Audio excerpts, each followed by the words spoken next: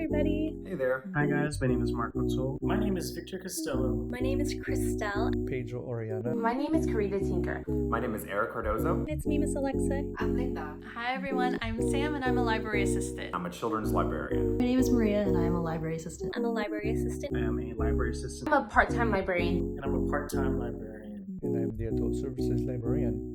It's National Library Week, Sunday, April 19th through Saturday, April 25th. and some of us want to share our favorite books with you.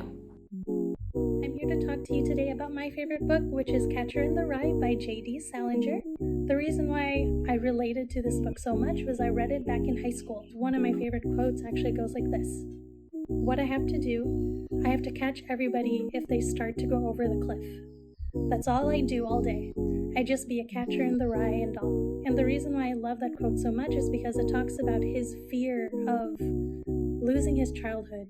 He wants to still be that child and wants to still have that innocence of a child, but he knows that he's gonna have to let that go because that's the whole point of growing up. It's from learning from all the events that's happened in your life, from your past all the way up to your present, and making sure you can put them together and work towards your future. My favorite book that I actually really love is actually The Alchemist by Paulo Coelho. I guess the real takeaway from the book that I can totally relate to was the fact that the story is about a shepherd and how he had this plan to kind of go on this journey and thinking that like, oh, I'm going to achieve that at the end. When in actuality, he tries to go out and do these things, but things just come in his way, and it takes him in different directions in life, and it takes him to points where he can't progress to where he wants to be. And that's kind of like where I kind of relate to this book.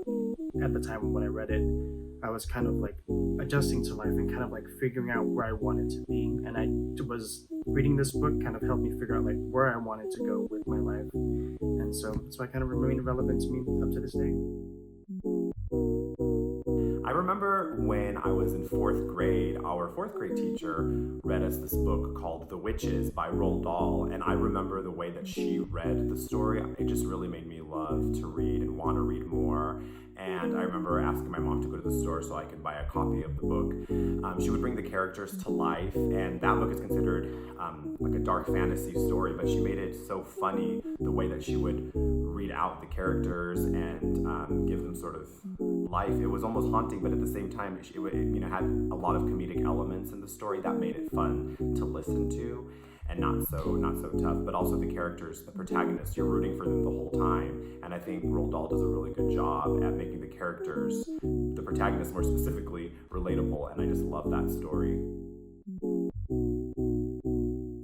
One of my top 5 favorite books is High Fidelity, written by Nick Hornby. One of my first jobs out of high school was working at a record store, and the setting of this book is a record store. The protagonist, Rob Fleming, is the owner of a championship vinyl record store. He employs 2 guys named Dick and Barry who they obsess over music. They love records, and that's something I am obsessed with. That book is the closest I have to an autobiography. One of the few books I've read more than once in my life, and I highly recommend it. I definitely think that it will be one of your top 5 all-time favorite books if you're a music lover. Angel Fall by Susan E. It's the first of a series called Penguin and the End of Days. It's a post-apocalyptic YA novel that has such a bounty of well-rounded, fleshed-out characters who face the all-encompassing question of what does it mean to be human, and how do you maintain that humanity during the most difficult of times. And I think it's such an apt question for these days. I hope you'll pick it up. Now, while I love the Wizarding World of Harry Potter, I'm actually going to bring up a book that brought in the magic of reading for me. A Royal Pain by Ellen Comfort was the first junior high book I was allowed to read even though I wasn't in junior high. The The librarian knew that I could handle the book, so she let me borrow it, and I loved it. It's about a young girl who suddenly finds herself the princess of a European kingdom that she's never heard of, and all the hijinks that ensue. But I love the book. It made me want to read more and more and bring the magic of reading into my life. So I hope you enjoy it. Hope you find books just like that and enjoy National Library Week. If you're looking for a compelling, inspirational, honest, and funny title, then you should check out Born a Crime. Born a Crime, Stories from South African Childhood, is the first book written by Trevor Noah, who is better known as a comedian and for his antics on The Daily Show. Born a Crime is a memoir that chronicles Trevor Noah's South African upbringing. It's the twilight of apartheid in South Africa, and being the son of a black mother and a white father is criminal.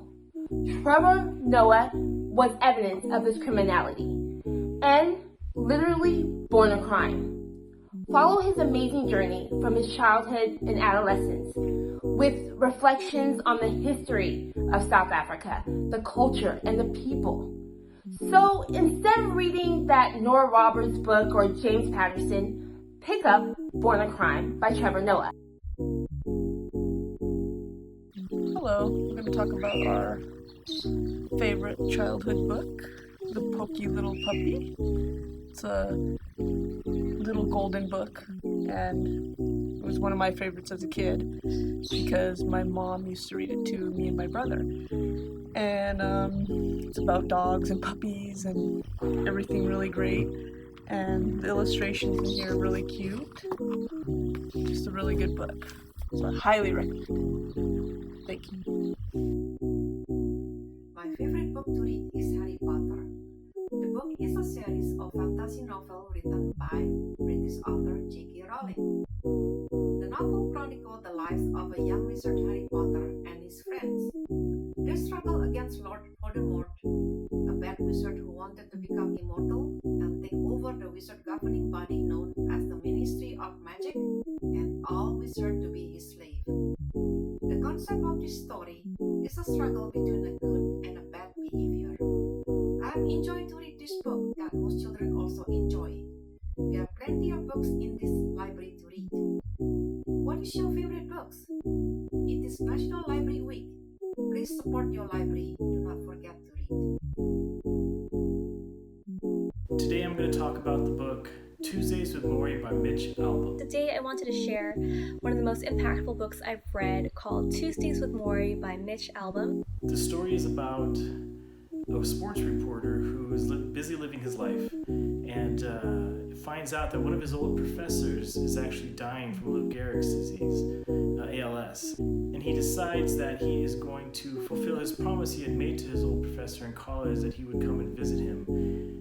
And when he does, the fates aligned where he was able to stay with Morrie and stay away from his job because there was a strike. And so every Tuesday he would go in and sit down with Morrie, who was dying from this disease. And Morrie Schwartz is just a wise man, and I go back to his quotes all the time.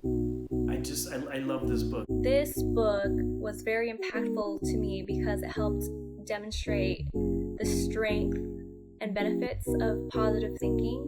Sometimes in life, challenging things occur that are out of our control, but the one thing we can control is how we view it and our mindset, and that can be very beneficial to ourselves and our own personal mentality. So on a daily basis, Tuesdays with Morrie impacts how I view the world in a more meaningful and deliberate way, and it brings me a lot of peace, and I think it's a book that everyone should pick up, so check it out. Thank you for watching. To watch more videos, please visit the Cerritos Library YouTube channel. Or for more information on library services, Please visit us at www.cerritoslibrary.us. Stay safe and we'll see you soon.